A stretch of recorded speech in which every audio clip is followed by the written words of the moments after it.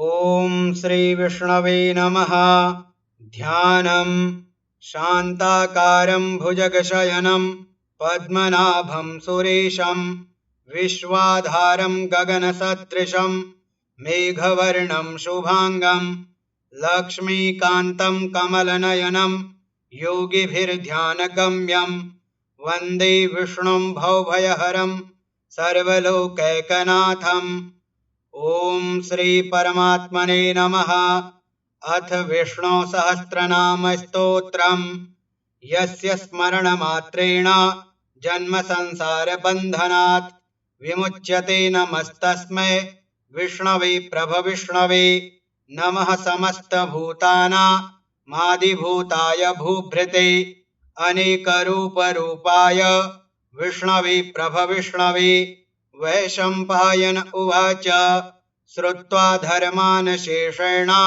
पावनानि च सर्वशः युधिष्ठिरः शान्तनवं पुनरेवाभ्यभाषत। युधिष्ठिर उवाच किमेकं दैवतं लोके किं वाप्येकं परायणं स्तुवन्तः कं कमर्चन्तः प्राप्नुयुर्मानवाः शुभम्। को धर्मः सर्वधर्माणां भवतः परमो मतः किं जपन्मुच्यते जन्तुर्जन्म संसार बन्धनात्। भीष्म उवाच जगत्प्रभुं देवदेव मनन्तं पुरुषोत्तमं स्तुवन्नाम सहस्रेण पुरुषः सततोत्थितः तमेव चार्चयन् नित्यं भक्त्या पुरुषमव्ययं ध्यायन् स्तुवन्नमस्यंश्च यजमानस्तमेव च। अनादिनिधनं विष्णुं सर्वलोकमहेश्वरं लोकाध्यक्षं स्तुवन्नित्यं सर्वदुःखातिगो भवेत्। ब्रह्मण्यं सर्वधर्मज्ञं लोकानां कीर्तिवर्धनं लोकनाथं महद्भूतं सर्वभूतभवोद्भवम्। एष मे सर्वधर्माणां धर्मोऽधिकतमो मतः यद्भक्त्या पुण्डरीकाक्षं स्तवैरर्चेन्नरः सदा। परमं यो महत्तेजः परमं यो महत्तपः परमं यो महद्ब्रह्म परमं यः परायणं पवित्राणां पवित्रं यो मङ्गलानां च मङ्गलं दैवतं देवतानां च भूतानां यो व्ययः पिता यतः सर्वाणि भूतानि भवन्त्यादियुगागमे यस्मिंश्च प्रलयं यान्ति पुनरेव युगक्षये। तस्य लोकप्रधानस्य जगन्नाथस्य भूपते विष्णोर्नाम सहस्रं मे शृणु पापभयापहम्। यानि नामानि गौणानि विख्यातानि महात्मनः ऋषिभिः परिगीतानि तानि वक्ष्यामि भूतये। ॐ विश्वं विष्णुर्वषट्कारो भूतभव्यभवत्प्रभुः भूतकृद्भूतभृद्भावो भूतात्मा भूतभावनः भूतात्मा परमात्मा च मुक्तानां परमा गतिः अव्ययः पुरुषः साक्षी क्षेत्रज्ञोऽक्षर एव च। योगो योगविदां नेता प्रधानपुरुषेश्वरः नारसिंहवपुः श्रीमान् केशवः पुरुषोत्तमः सर्वः शर्वः शिवस्थाणुर्भूतादिर्निधिरव्ययः सम्भवो भावनो भर्ता प्रभवः प्रभुरीश्वरः स्वयंभूः शम्भुरादित्यः पुष्कराक्षो महास्वनः अनादिनिधनो धाता विधाता धातुरुत्तमः अप्रमेयो हृषीकेशः पद्मनाभोऽमरप्रभुः विश्वकर्मा मनुस्त्वष्टा स्थविष्ठः स्थविरो ध्रुवः अग्राह्यः शाश्वतः कृष्णो लोहिताक्षः प्रतर्दनः प्रभूतस्त्रीककुब्धाम पवित्रं मङ्गलं परम् ईशानः प्राणदः प्राणो ज्येष्ठः श्रेष्ठः प्रजापतिः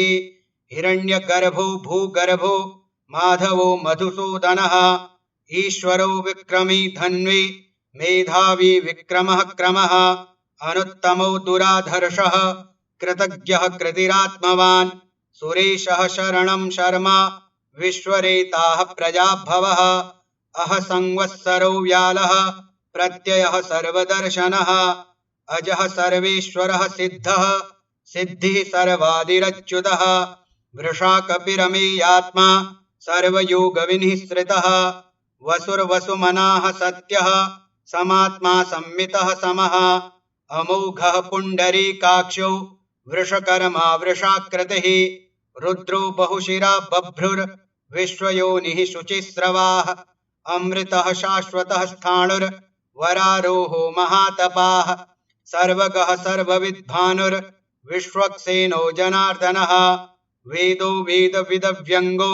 वेदांगो वेदवित्कविः लोकाध्यक्षः सुराध्यक्षो धर्माध्यक्षः कृताकृतः चतुरात्मा चतुर्व्यूहश्चतुर्दंष्ट्रश्चतुर्भुजः भ्राजिष्णुर्भोजनं भोक्ता सहिष्णुर्जगदाधिजः अनघो विजयो जेता विश्वयोनिः पुनर्वसुः उपेन्द्रो वामनः प्रांशो रमोघः शुचिरूर्जितः अतीन्द्रः संग्रह सर्गो धृतात्मा नियमो यमः वेद्यो वैद्यः सदा योगी वीरः माधवो मधुः अतीन्द्रियो महामायो महोत्साहो महाबलः महाबुद्धिर्महावीर्यो महाशक्तिर्महाद्युतिः अनिर्देश्य वपुः श्रीमान् मेयात्मा महादृधृक् महेश्वासो महीभर्ता श्रीनिवासः सतां गतिः अनिरुद्धः सुरानन्दो गोविन्दो गोविदाम्पतिः मरीचिर्दमनो हंसः सुपर्णो भुजगोत्तमः हिरण्यनाभः सुतपाः पद्मनाभः प्रजापतिः अमृत्युः सर्वदृक्सिंहः सन्धाता सन्धिमानस्थिरः अजो दुर्मर्षणः शास्ता विश्रुतात्मा सुरारिः गुरुर्गुरुतमो धाम सत्यः सत्यपराक्रमः निमिषो निमिषः स्त्रग्वी वाचस्पतिरुदारथिः अग्रणिर्ग्रामणिः श्रीमान् न्यायो नेता समीरणः सहस्रमूर्धा विश्वात्मा सहस्राक्षः सहस्रपात् आवर्तनो निवृत्तात्मा संवृतः संप्रमर्दनः अह संवर्तको वहनी रनिलो धरणीधरः सुप्रसादः प्रसन्नात्मा विश्वभुग्विभुः सत्कर्ता सत्कृतः साधुर् जहन्नुर्नारायणो नरः असंख्येयो प्रमेयात्मा विशिष्टः शिष्टकृच्छुचिः सिद्धार्थः सिद्धसंकल्पः सिद्धिदः सिद्धिसाधनः वृषा हि वृषभो विष्णुर्वृषपर्वा वृषोदरः वर्धनो वर्धमानश्च विविक्तः श्रुतिसागरः सुभुजो दुर्धरो वाग्मी महीन्द्रो वसुदो वसुः नैकरूपो बृहद्रूपः शिपिविष्टः प्रकाशनः ओजस्तेजोद्युतिधरः प्रकाशात्मा प्रतापनः ऋद्धः स्पष्टाक्षरो मन्त्रश्चन्द्रांशुर्भास्करद्युतिः अमृतांशुद्भवो भानुः शशबिन्दुः सुरेश्वरः औषधं जगतः सेतुः सत्यधर्मपराक्रमः भूतभव्यभवन्नाथः पवनः पावनो नलः कामः कामकृत्कान्तः कामः कामप्रदः प्रभुः युगादिकृद्युगावर्तो नैकमायो महाशनः अदृश्यो व्यक्तरूपश्च सहस्रजिदनन्दजित् इष्टो विशिष्टः शिष्टेष्टः शिखण्डी नहुषो वृषः क्रोधः क्रोधकृत्कर्ता विश्वबाहुरमहीधरः अच्युतः प्रथितः प्राणः प्राणदो वासवानुजः अपां निधिरधिष्ठानमप्रमत्तः प्रतिष्ठितः स्कन्दः स्कन्दधरो धुर्यो वरदो वायुवाहनः वासुदेवो बृहद्भानो रादिदेवः पुरन्दरः अशोकस्तारणस्तारः शूरः शौरिर्जनेश्वरः अनुकूलः शतावर्तः पद्मी पद्मनिभीक्षणः पद्मनाभोरविन्दाक्षः पद्मगर्भः शरीरभित् महर्धिर्ऋद्धो वृद्धात्मा महाक्षो गरुडध्वजः अतुलः शरभो भीमः समयज्ञो हविर्हरिः सर्वलक्षणलक्षण्यो लक्ष्मीवान् समितिञ्जयः विक्षरो रोहितो मार्गो हेतुर्दामोदरः सः महीधरो महाभागो वेगवान् मिताशनः उद्भवः शोभणो देवः श्रीगर्भः परमेश्वरः करणं कारणं कर्ता विकर्ता गहनो गुहः व्यवसायो व्यवस्थानः संस्थानः स्थानदो ध्रुवः परर्धिः परमस्पष्टः तुष्टः पुष्टः शुभीक्षणः रामो विरामो विरजो मार्गो नेयो नयो नयः वीरः शक्तिमतां श्रेष्ठो धर्मो धर्मविदुत्तमः वैकुण्ठः पुरुषः प्राणः प्राणदः प्रणवः पृथुः हिरण्यगर्भः शत्रुघ्नो व्याप्तो वायुरधोक्षजः ऋतुः सुदर्शनः कालः परमेष्ठी परिग्रहः उग्रः संवत्सरो दक्षो विश्रामो विश्वदक्षिणः विस्तारः स्थावरस्थाणुः प्रमाणं बीजमव्ययम् अर्थोऽनर्थो महाकोशो महाभोगो महाधनः अनिर्विण्णः स्थविष्टो भूर्धर्मयूपो महामखः नक्षत्रनेमिर्नक्षत्रे शमः श्यामः समीहनः यज्ञ इज्यो महेज्यश्च क्रतुः सत्रं सतां गतिः सर्वदर्शी विमुक्तात्मा सर्वज्ञो ज्ञानमुत्तमम् सुब्रतः सुमुखः सूक्ष्मः सुघोषः सुखदः सुहृत् मनोहरो जितक्रोधो वीरबाहुरविदारणः स्वापनः स्ववशो व्यापी नैकात्मा नैककर्मकृत् वत्सरो वत्सलो वत्सी रत्नगर्भो धनेश्वरः धर्मकृद्धर्मी सदसत्क्षरमक्षरम् अविज्ञाता सहस्रांशुर्विधाता कृतलक्षणः गभस्तिनेमिः सत्त्वस्थः सिंहो भूतमहेश्वरः आदिदेवो महादेवो देवेशो देवभृद्गुरुः उत्तरो गोपतिर्गोप्ता ज्ञानगम्यः पुरातनः शरीरभूतभृद्भोक्ता कपीन्द्रो भूरि दक्षिणः सोमपोमृतपः सोमः पुरुजित्पुरुषोत्तमः विनयो जयः सत्यसन्धो दाशार्हः सात्वतां पतिः जीवो विनयिता साक्षी मुकुन्दो मितविक्रमः अम्भोनिधिरनन्तात्मा महोदधिशयोऽन्तकः अजो महार्हः स्वाभाव्यो जितामित्रः प्रमोदनः आनन्दो नन्दनो नन्दः सत्यधर्मा त्रिविक्रमः महर्षिः कपिलाचार्यः कृतज्ञो मेदिनीपतिः त्रिपदस्त्रिदशाध्यक्षो महाशृङ्गः कृतान्तकृत् महावराहो गोविन्दः सुषेणः कनकाङ्गदी गुह्यो गभीरो गहनो गुप्तश्चक्रगदाधरः वेदाः स्वाङ्गोजितः कृष्णो दृढः शङ्कर्षणोच्युतः वरुणो वारुणो वृक्षः पुष्कराक्षो महामनाः भगवान् भगहानन्दे वनमाली हलायुधः आदित्यो ज्योतिरादित्यः सहिष्णुर्गतिसत्तमः सुधन्वाखण्डपरशुर्दारुणो द्रविणप्रदः दिविस्पृक् सर्वदृग्व्यासो वाचस्पतिरयो निजः त्रिसामासामगः साम निर्वाणं भेषजं भिषक् सन्न्यासकृच्छमः शान्तो निष्ठा शान्तिः परायणम् शुभाङ्गः शान्तिदः स्रष्टा कुमुदः कुवलेशयः गोहितो गोपतिर्गोप्ता वृषभाक्षो वृषप्रियः अनिवर्ते निवृत्तात्मा संक्षेप्ता क्षेमकृच्छिवः श्रीवत्सवक्षाः श्रीवासः श्रीपतिः श्रीमताम्बरः श्रीदः श्रीशः श्रीनिवासः श्रीनिधिः श्रीविभावनः श्रीधरः श्रीकरः श्रेयः श्रीमान् लोकत्रयाश्रयः स्वक्षः स्वङ्गः शतानन्दो नन्दिर्ज्योतिर्गणेश्वरः विजितात्मा विधेयात्मा सत्कीर्तिश्छिन्न संशयः उदीर्णः सर्वतश्चक्षु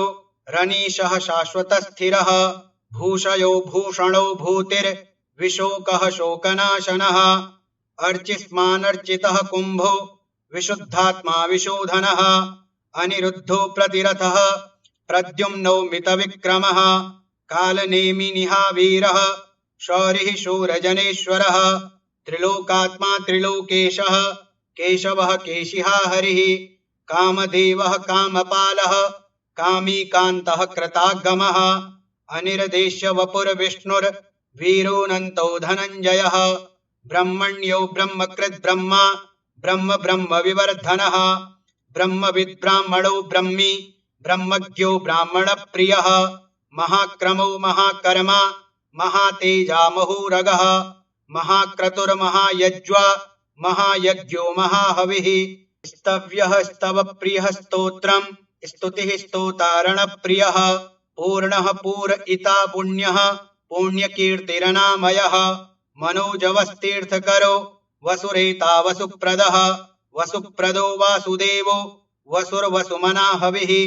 सद्गतिः सत्कृतिः सत्ता सद्भूतिः सत्परायणः शूरसेनो यदुश्रेष्ठः सन्निवासः सुयामुनः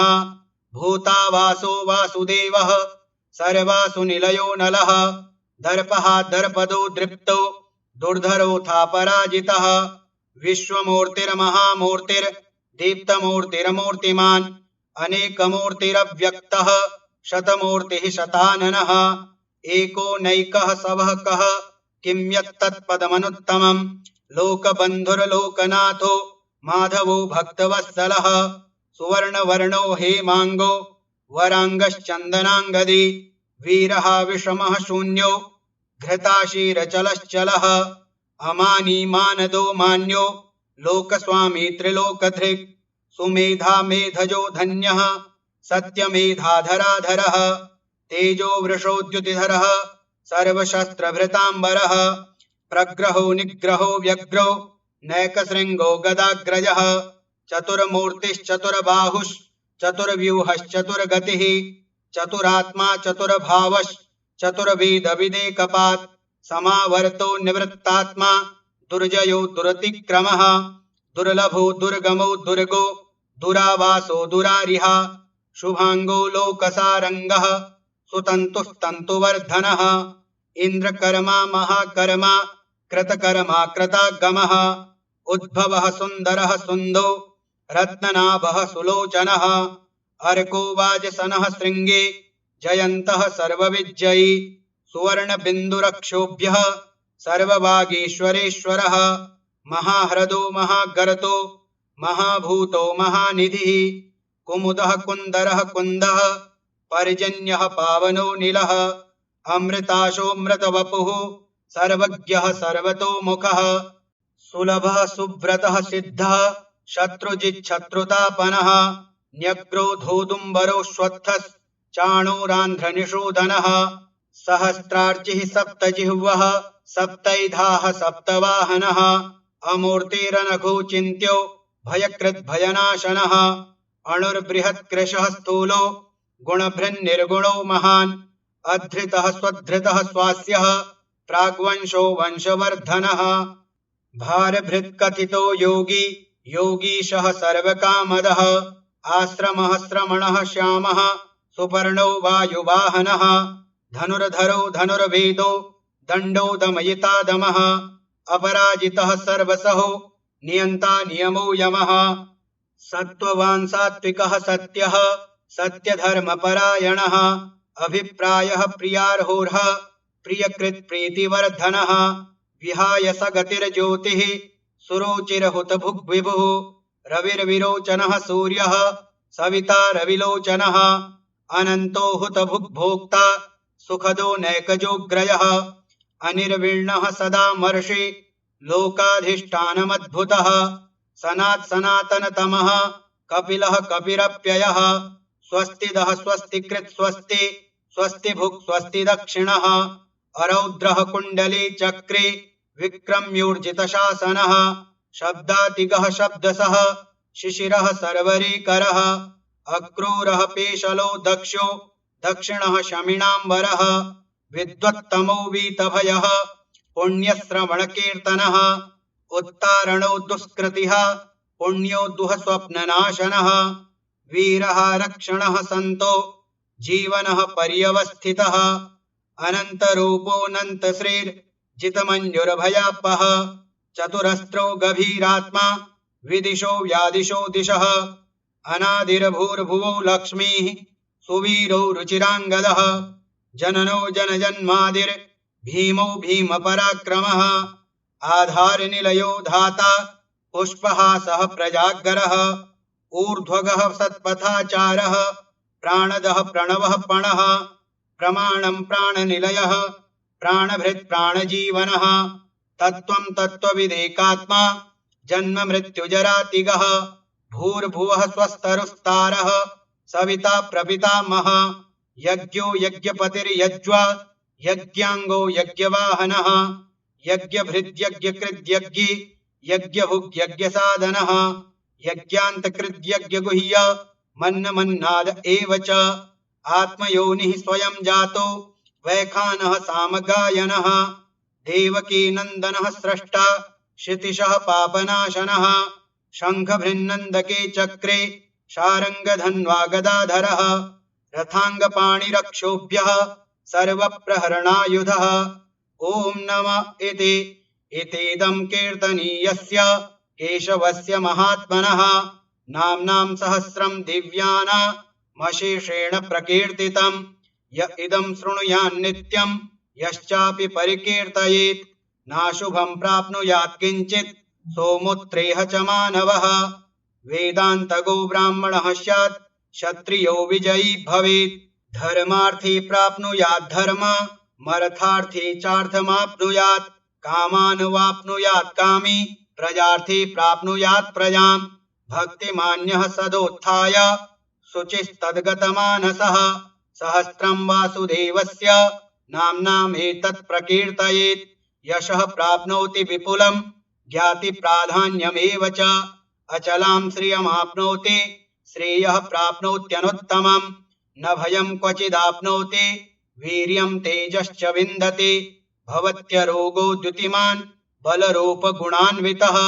रोगार्तो मुच्यते रोगाद् बद्धो मुच्येत बन्धनात् भयान्मुच्येत भीतस्तो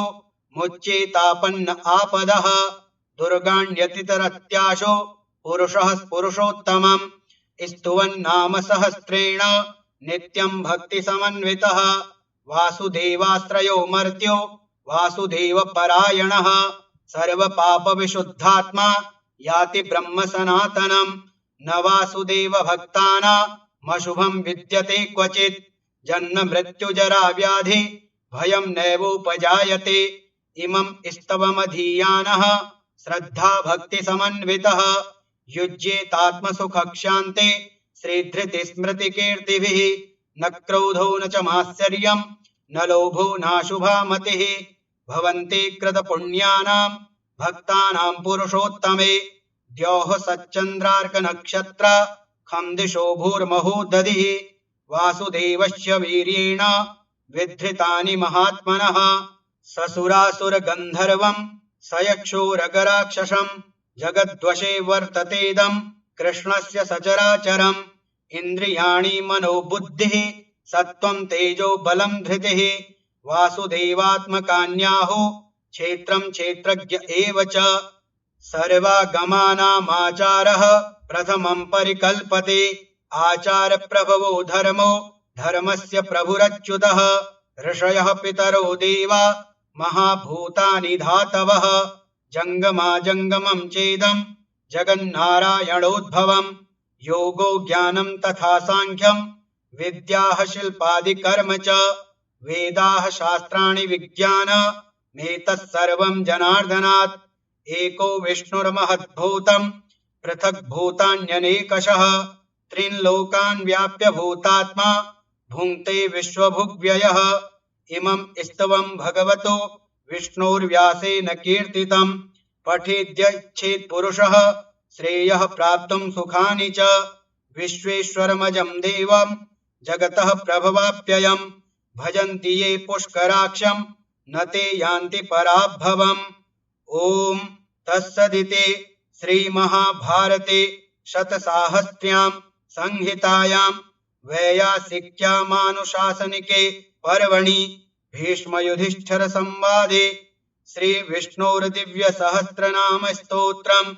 श्रीविष्णोर्पणमस्तु। हरिः ओम तत्सत्। हरि ओम तत्सत्। हरि ओम तत्सत्। ओम श्री विष्णवे नमः।